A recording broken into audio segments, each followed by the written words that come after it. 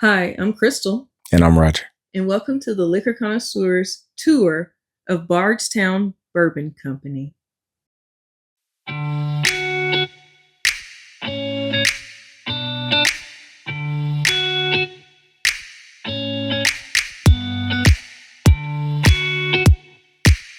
A trip down to Kentucky to visit Bardstown Distillery.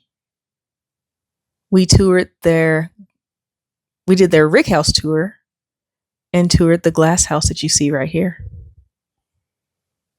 Yeah, this place is stellar. It was very cold that day and a long walk. Very windy. We had a really great tour guide, Ian, who showed us to the glass Rickhouse. Lots of jokes. Dad jokes. Really awesome. We had a really great time. This is a very unique Rickhouse made, of course, out of wood. We talked about how it's still made out of wood just because it's the best thing to hold all the barrels. Yes. And something about the temperature too, because the metal is super cold, and he walked us through that as well. Why glass, right? Well, number one, so it's metal, cool, but it's a lot right? of wood. Now, we actually found out not only is it cool, but it's actually a little bit of a science experiment, right? Now, in a regular rickhouse like A, we're going to get those seasonal fluctuation in temperature, but all of these barrels that are right in front of here in the glass in K, think of them like sitting inside of a greenhouse. So now these guys are getting hit with more daily fluctuation in temperature. So what you're noticing is we're getting a lot more expansion and contraction out of these barrels. So now we found out that a 3-year-old barrel out of K is tasting older than a 3-year-old barrel coming out of A. So we actually think we stumbled upon a little bit of accelerated aging with this glass front rickhouse, but we were the first distillery to ever do something like this, so we're still compiling all of the data. So hopefully in about 2 or 3 years, you'll hear release come out of here. And if not, then we just got a really cool looking rickhouse to use as well too. That's the cool thing about Bardstown, right? Don't have that history like the other brands do. So the way we're gonna make our history is be by innovative, being something different. Sometimes it works out, sometimes it doesn't, but at least we had that opportunity to try. We'll come back to that. Why it makes the difference, because you're gonna have one barrel start here, and it's gonna go all the way down to the other side of the rack over here. So you gotta know in your head what position you wanna enter that barrel at and how much force to give it, because by the time it stops rolling, you need it somewhere between that 10 and 2 o'clock position, because unless you're the Rock or Superman, you're not picking up a 500-pound barrel and moving around very easily. So if they mess up that last barrel, they'd have to destack the whole pallet or restack it all over again. It's really cool to see how they take care of you. They hydrate you with good Bardstown water. All right. Since it is 2:30 in the afternoon, the odds are pretty high you went to a different distillery, so we're gonna have to wash that taste out of your mouth. So let's go ahead and crack this open and have a little sip of water, all right? Now, obviously I'm joking, but it's really important to make sure you start off with that neutral palate. Coffee, food, old-fashioned, anything like that's gonna change how you taste that liquid on your palate. And then I've been getting all of you guys the eye test as you've been walking up here today. So I do have a little proposition here for everybody. We are gonna try all 3 of these barrels here completely blind. I'm then going to give you the opportunity to guess what type of whiskey or bourbon it is. Don't have to be specific, just generic: wheat, rye, corn, 4-grain, etc. If you need all 3 barrels correctly, I'll get you an application for Master Taster at the end of the tour. So no pressure, pressure's on, all right? Mm-hmm. But by doing it blind this way, I'm gonna help you really build that mind-muscle connection in your brain. Working your palate, just like working out at the gym. The more you do it, the better you become. So I want to help you realize that, oh, when I taste this, it's a wheat. When I taste this, that's a rye. After you have your guesses, I'll give you proof, match what anything else know about it. But by doing it blind this way, it's a lot more fun. Now, this experience is called the Rickhouse barrel feeding. So we are going to feed straight out of the barrel. So we are going to use a whiskey feed.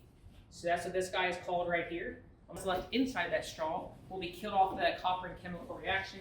That way I don't have anything from barrel 1 going into barrel 2. That's why wineries, breweries, we all use the same type of straw. Just works by suction. You plug your thumb over the top, the liquid goes up in the straw there. Oh, sure, any shot cups too. All right, we're going to do more shot cups. All right, so I'm going to go ahead and start passing these out here. Now, if you do get any black floaties in there, that is completely safe to drink. It is just considered char from the barrel. It is scientifically proven to be a digestible fiber in your diet. So it'll help you stay nice and regulated today. It is also considered lucky here in the state of Kentucky, so if you do get any black floaties in there, go ahead and buy the Mega Millions Powerball. Put an extra $20 in that horse at Keeneland Lake tomorrow. You're going to win big. If you wanted to know why we scam, and then we'll go ahead and start breaking this guy down. Now, when I'm doing a tasting for the first time, I always like to go, where is that flavor located on my tongue? That's going to give you a lot of information about what you're drinking. So this first one that you drink, you should notice a lot of that flavor on the very front part of your tongue. That's where all your sweet receptors are, so that's why this should taste pretty sweet. Should get lots of caramels, lots of vanillas.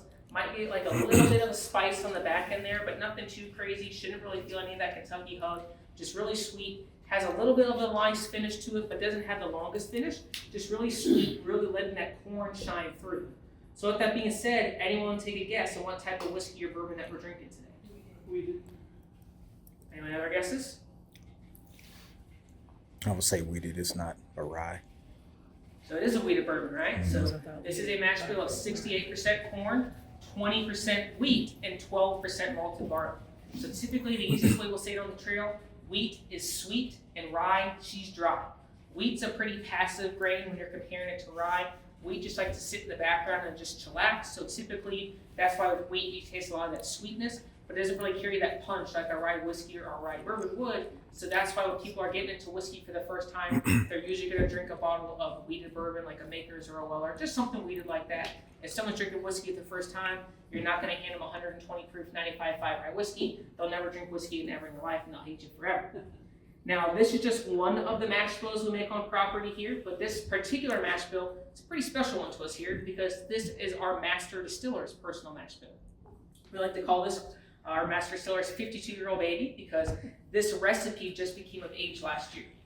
Now, we had to go to the free agency market to get our master distiller, as I like to say here. Got a pretty famous guy. He's actually in the Hall of Fame. His name is Steve Nally, right? He's in the Kentucky Bourbon Hall of Fame. Distiller.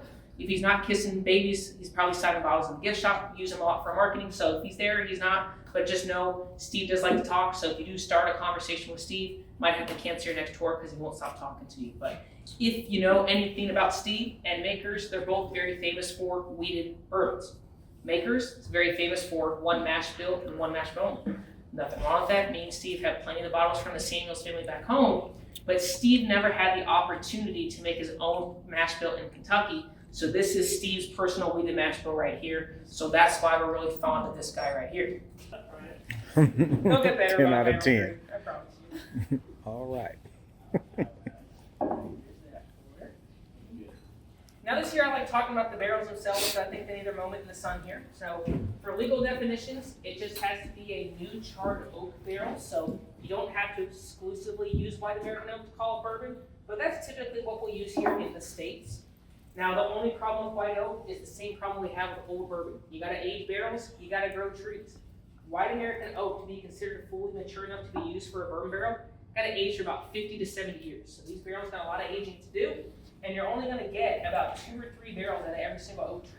So yes, we are actively replanting the trees as we're cutting them down, but the only problem is we can't speed up the aging process. So that's why you might have heard, from other bourbon people that there might be a little bit of shortage of trees.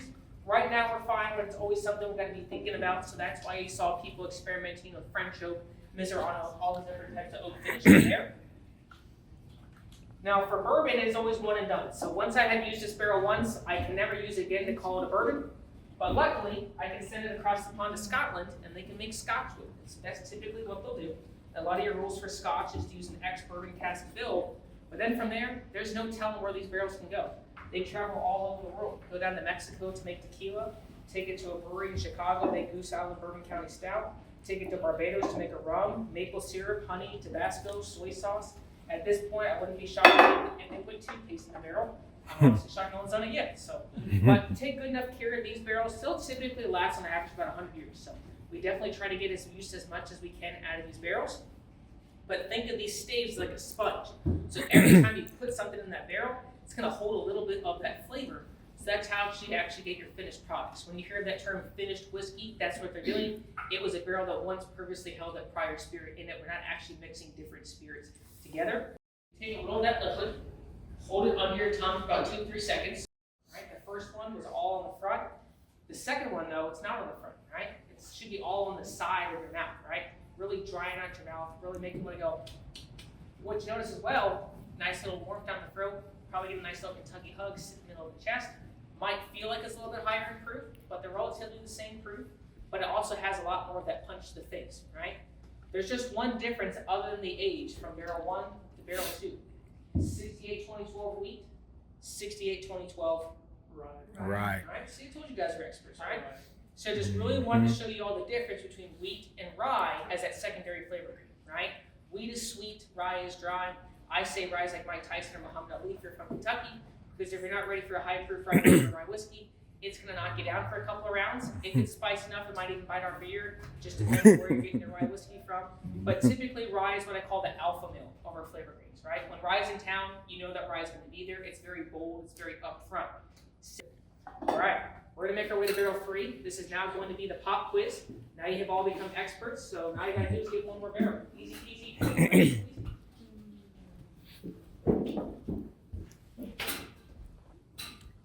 What's everyone's favorite so far? 1 or 2? One. So I'll go for 1. Yeah.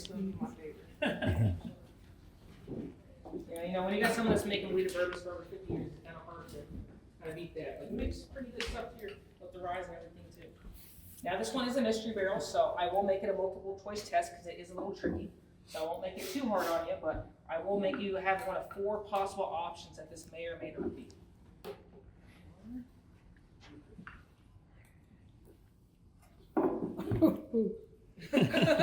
Oh, harsh. Okay.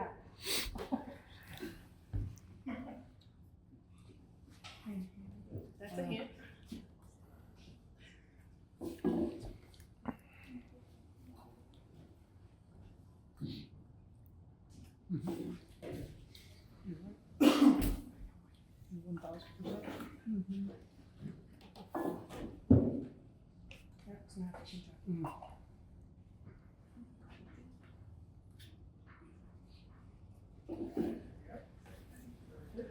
All right, go ahead and have a taste, see what you think. This one's different, right?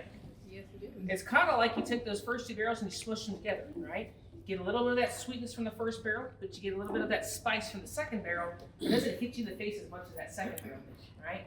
But it has that nice long finish. But what I really like about that extra viscosity, and I really like all that oiliness. It kind of coats the whole inside of the mouth. But like I said, this is going to be one of 4 possible options. I promise you, it's not a trick question. This is going to be a 4-grain bourbon. We're going to use all 4 grains: corn, rye, wheat, and barley. This can be a different wheated mash bill, so it could be a wheat whiskey, it could be a wheat bourbon, it could be a corn whiskey, or it could be a rye whiskey. But like I said, it's like you took those first 2 barrels and smushed them together. Don't have to answer if you don't want to. There is no pressure, but we'll start with you. Pressure's on. Oh man. We don't know. The first thing you said. 4 grain, all right? Corn? 4 grain. 4 grain. 4 grain. 4 grain. All right. The power of suggestion has worked. You all failed. So no one's a master taster here today. We'll start breaking it down and see who got it and see what the closest that you're thinking, right? So this one is tricky, right? It's not a very easiest one. Number 1, there's no wheat in this product whatsoever. Number 2, there is no corn in this product whatsoever. This is 5% malted barley, 95% rye. So you're drinking super. 120 proof, 95.5 rye whiskey right now. Now I will say, I did a little recency bias. I said first 2 barrels smushed together and immediately said 4 grains, so I do make it a little harder for you. I can't give you softballs on every barrel. Gotta give you a curveball every now and again. But this does not taste like you think a 95.5 rye whiskey at 120 proof would.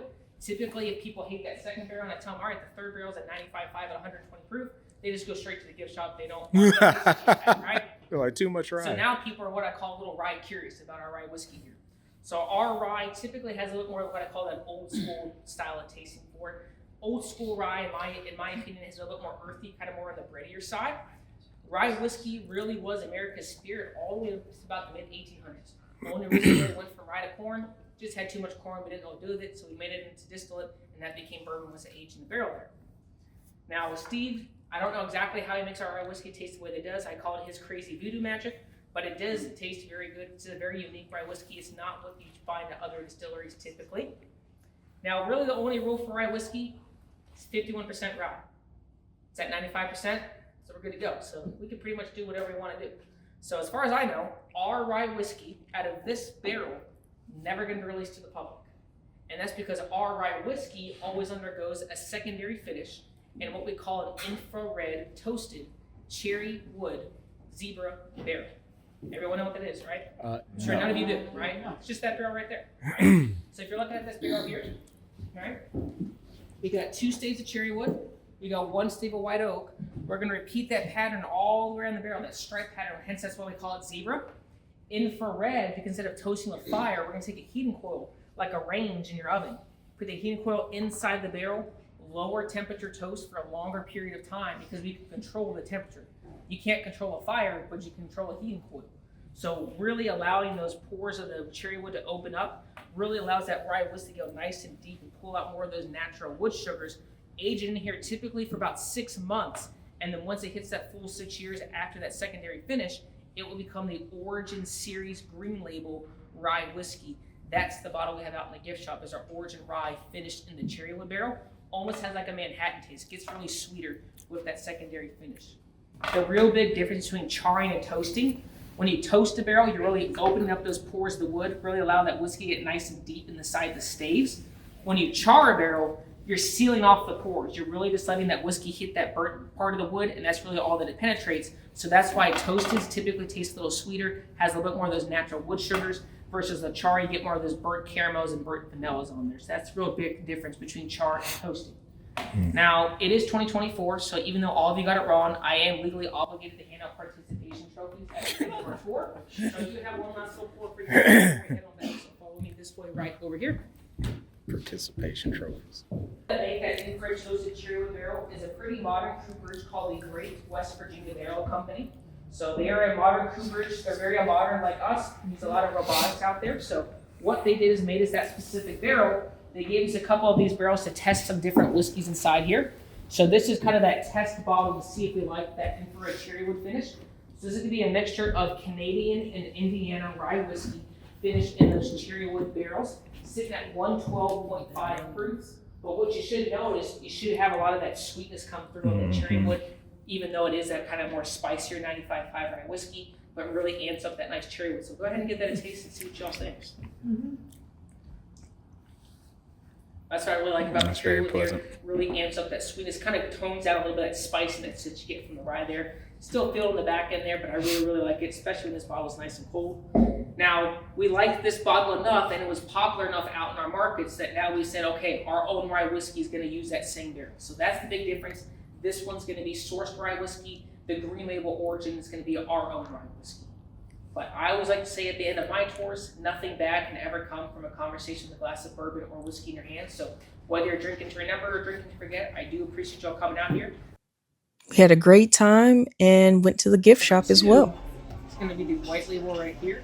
And then barrel number 3 is going to be our rye whiskey done in the cherry wood finish right here. Let's talk a little bit about the Goose Island collab. So this is a pretty cool thing to talk about. So a couple years ago, Goose Island reached out to us, and we were able to get some of their Bourbon County Stout barrels, get a mixture of whiskey and bourbon inside their barrels, and then we gave Goose Island some of our barrels. So today, they came out with the Bourbon County Stout that's finished in our infrared toasted cherry wood barrels. So this is kind of a cool, kind of a full circle moment for us here at Bardstown, especially if you're a big beer connoisseur. There are 2 bottles you can only find here. We do have a single barrel rye whiskey that we picked as tour guides, rye place, rye time. So just a cask strength offering of our rye whiskey, so the store proof. Stay tuned. Some of what you see here may be in future episodes. It's really cool because the master distiller actually signed some of the bottles.